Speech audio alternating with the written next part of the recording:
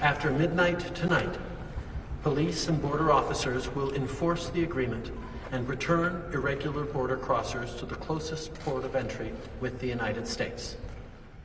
Change is coming soon to the northern border. The president and PM have announced a new plan for migrants crossing the border at places like Roxham Road.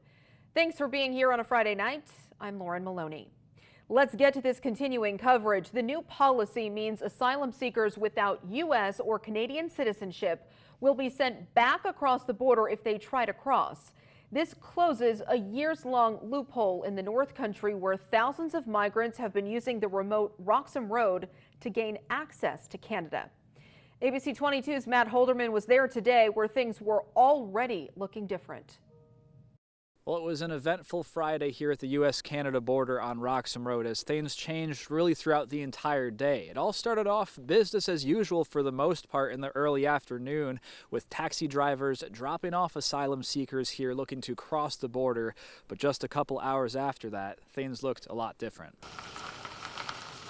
Early in the afternoon, just hours before President Biden and Prime Minister Trudeau announced their new agreement, taxis like this one continued showing up at the border, carrying asylum seekers trying to gain last-minute access to the loophole. The first person we saw was this man, traveling alone. You can see him take advantage of the loophole right here, crossing the border into Canada, where he is arrested right away, but on Canadian soil, meaning he now has an asylum case in the country that will allow him to stay there for years on end. Moments later, we got an even deeper look into the reality of this unofficial border crossing as this family of four exited their taxi. With suitcases and toys in hand, they willingly get themselves arrested too, hoping to find a better life.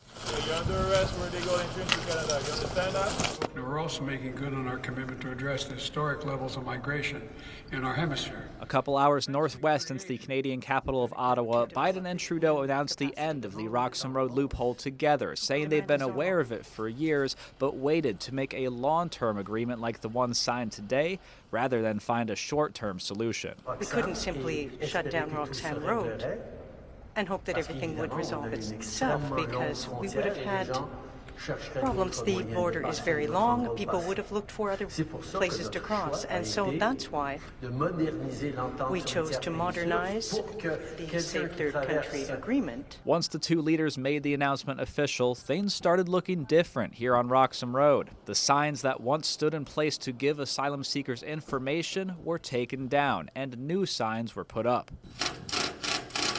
With plastic and tape still on the signs, we don't know what they will say just yet. Regardless, I spoke off camera with the taxi drivers who've been bringing the immigrants here for years, and they say starting Saturday, they will stop bringing people here for good in fear of being arrested. A small back road in Champlain, New York, about to turn quiet and desolate once again. I know that the United States can count on Canada to be our friend, doing the hard work, doing the historic work, doing the work that matters, and doing it together. In Champlain, New York, Matt Holderman, ABC 22 News.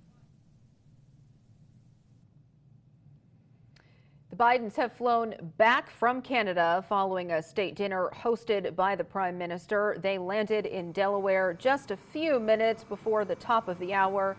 As you can see, the stairs getting ready for the President and First Lady to deplane in Newcastle, Delaware, where they will spend the weekend.